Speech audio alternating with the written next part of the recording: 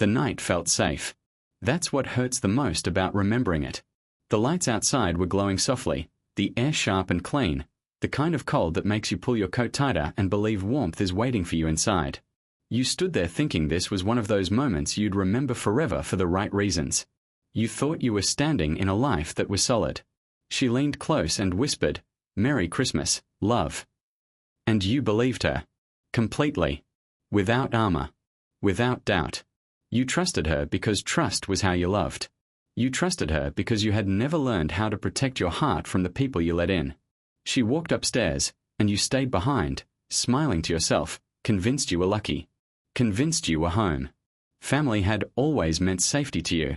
Especially him. Your brother wasn't just blood. He was history. You defended him when others judged him. You stood between him and consequences.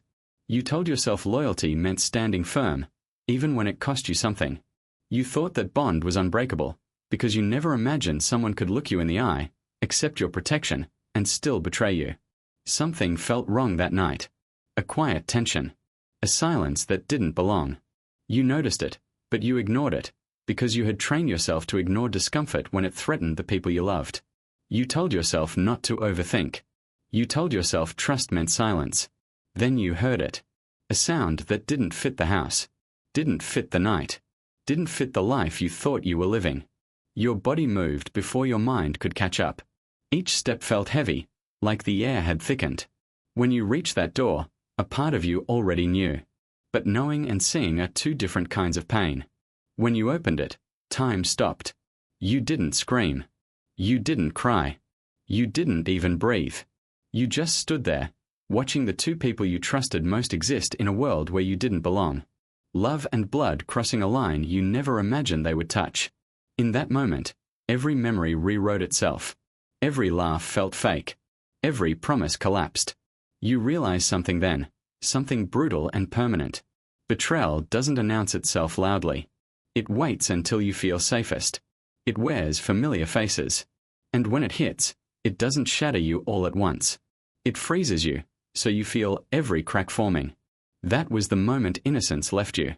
That was the moment trust stopped being natural. That was the moment Christmas died for you, not as a holiday, but as a feeling. You walked away from that door carrying a truth that would change how you love forever. You didn't lose just a fiancé or a brother that night.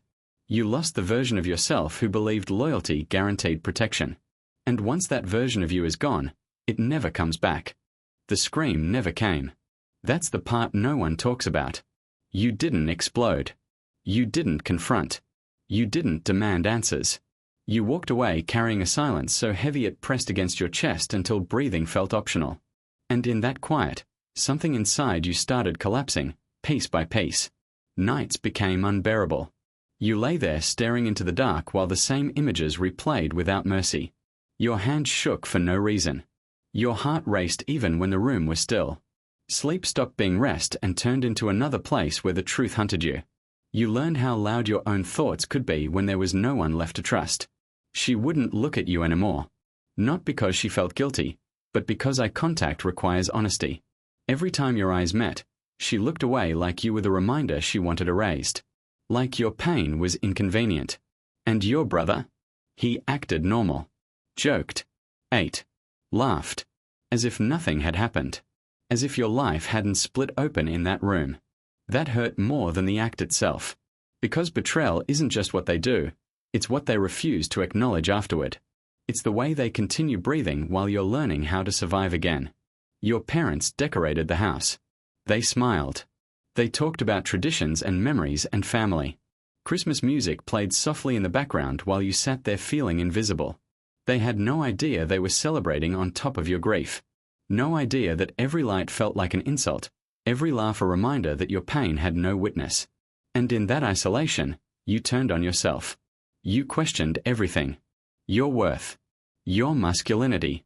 Your kindness. You wondered if being loyal made you weak. If trusting made you foolish. If loving deeply was just another word for being replaceable. You replayed your past, searching for flaws, blaming yourself for a betrayal that was never yours to carry. That's the cruelest part. When the people who hurt you walk free, and you become the one on trial in your own mind. You realized something terrifying during those silent days. Betrayal cuts deeper when it comes from the people who watched you grow. The ones who shared your childhood stories and your future plans. Strangers can wound you, but family reshapes how you see the world. And then the truth settled in. Quietly. Coldly. They weren't sorry they hurt you. They were sorry they got caught. If they were truly sorry, the silence wouldn't exist. There would be accountability. There would be broken pride instead of avoidance. What they offered instead was distance, denial, and comfort for themselves. That realization didn't heal you, but it woke you up. Because once you see that someone values their comfort more than your pain, you stop waiting for apologies that will never come. And in that brutal understanding, the quiet after the scream finally gives way to something else. Clarity. And clarity is where survival begins. You stopped asking why. Not because it didn't matter, but because you finally understood that no explanation could undo what they chose to do. You reached a point where every unanswered question felt lighter than another lie. Chasing clarity from people who betrayed you was only keeping you trapped in their shadow. So when you finally confronted them, it wasn't loud. It wasn't dramatic. It was calm in a way that scared even you. Your voice didn't shake because by then, the shaking had already happened alone, in the dark, when no one was watching. You didn't come to beg for honesty. You came to end something inside yourself. Your brother spoke first. He didn't apologize. He analyzed.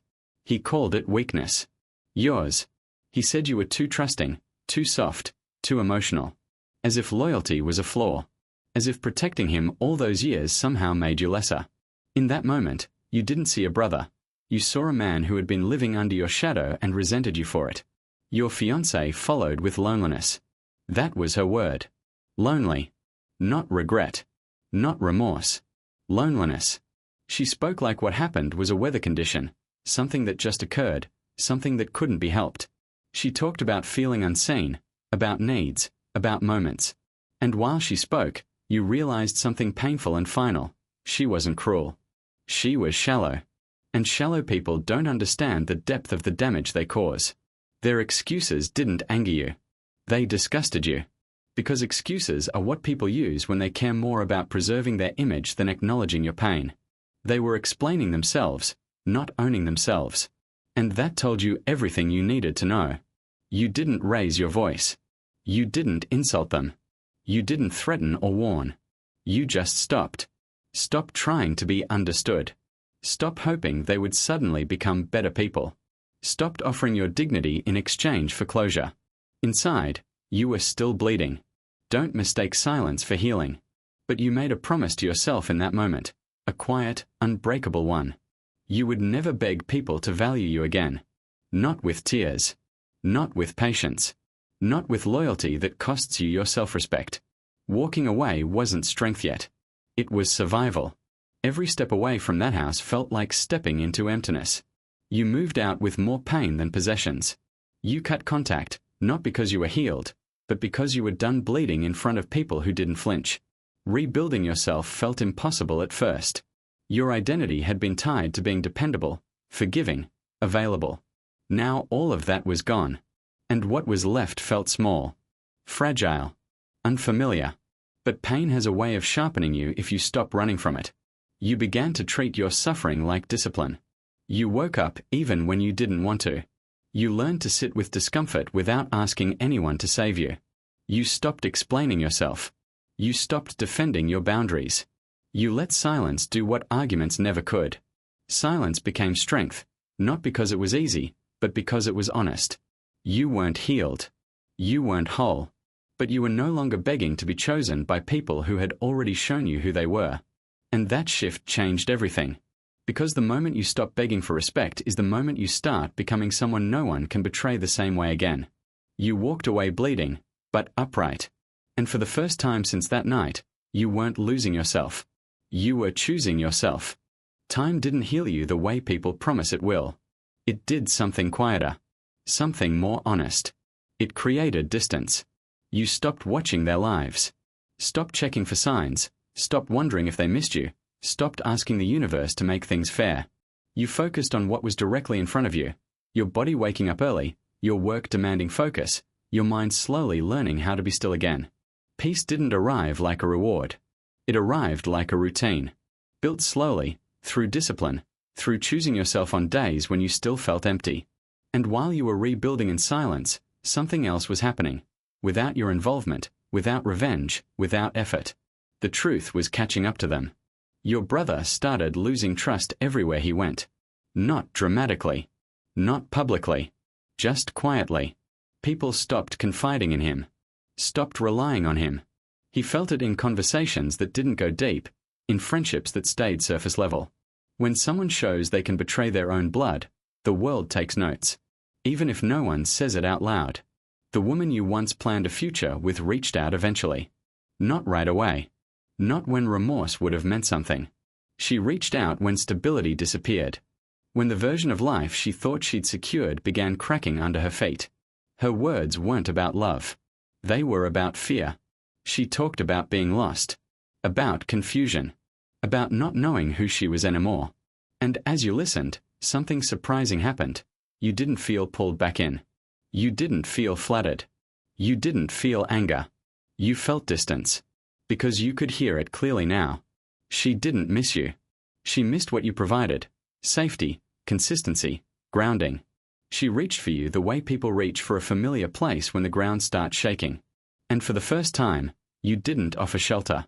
Their relationship began rotting from the inside.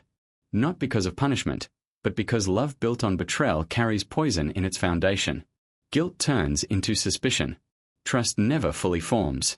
Every argument carries ghosts. Every quiet moment feels heavy. You didn't celebrate their collapse. You didn't feel victorious watching them unravel. You felt relief. Relief that you weren't waking up next to doubt. Relief that you weren't questioning your worth every time someone looked away.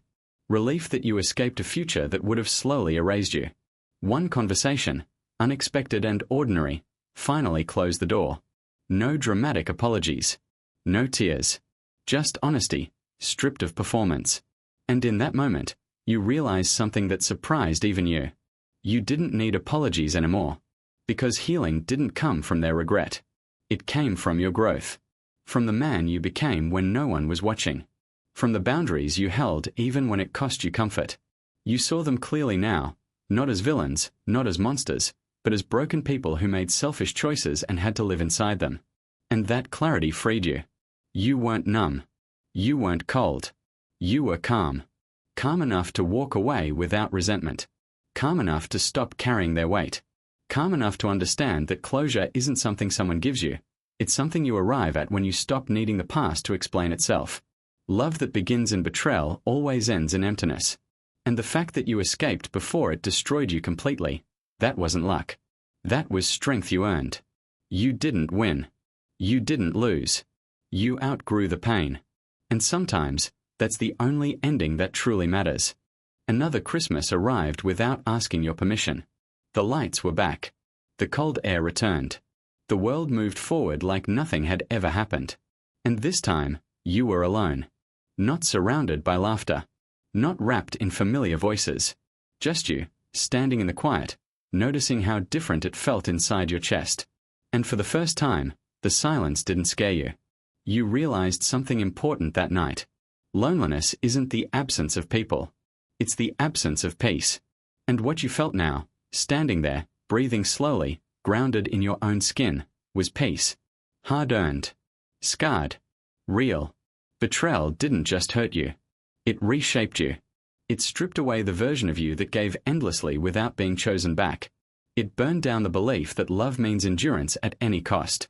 It forced you to look at yourself without the roles you once played. The loyal brother, the forgiving partner, the man who stayed quiet to keep everyone else comfortable. You survived the collapse of everything you thought defined you. And when the dust settled, you were still standing. That's when you understood the truth most people never reach. Losing them didn't break your life. It saved it. You forgave them quietly. Not with messages. Not with conversations. Not with reconciliation. You forgave them internally, where it actually matters. Because forgiveness isn't about reopening doors. It's about unclenching your fists. It's about letting go of the weight you were never meant to carry forever. You didn't forgive to reconnect. You forgave to release yourself. You stopped needing them to understand what they did. You stopped needing them to feel the pain you felt. Justice stopped being about their downfall and started being about your freedom. And freedom feels nothing like revenge. It feels light. It feels steady. It feels like not checking over your shoulder anymore. This Christmas, you looked back without flinching. You saw how close you came to living a lifetime of quiet disrespect. A future where love would have always required you to shrink. A life where trust would have slowly eroded you from the inside. Losing them hurt, but keeping them would have cost you everything. That realization didn't come with fireworks. It came with acceptance. You accepted that some people are chapters, not destinations. That betrayal doesn't mean you were foolish. It means you were sincere in a world that often isn't. And sincerity, when protected by boundaries, becomes strength. You are not the same person who stood frozen in that doorway. You're calmer now. Clearer. Harder to manipulate. Harder to break. Not because you closed your heart, but because you finally learned where to place it. You learned that love without respect is just a slow form of abandonment. And you promised yourself you would never abandon yourself again. This Christmas didn't remind you of what you lost. It reminded you of what you survived.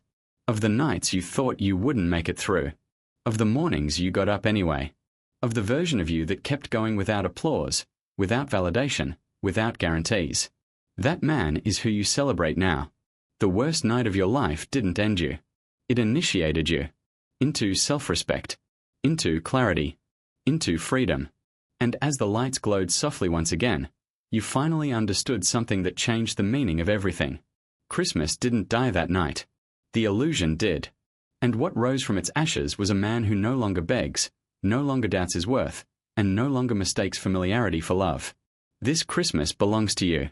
Not because everything is perfect, but because you are finally free.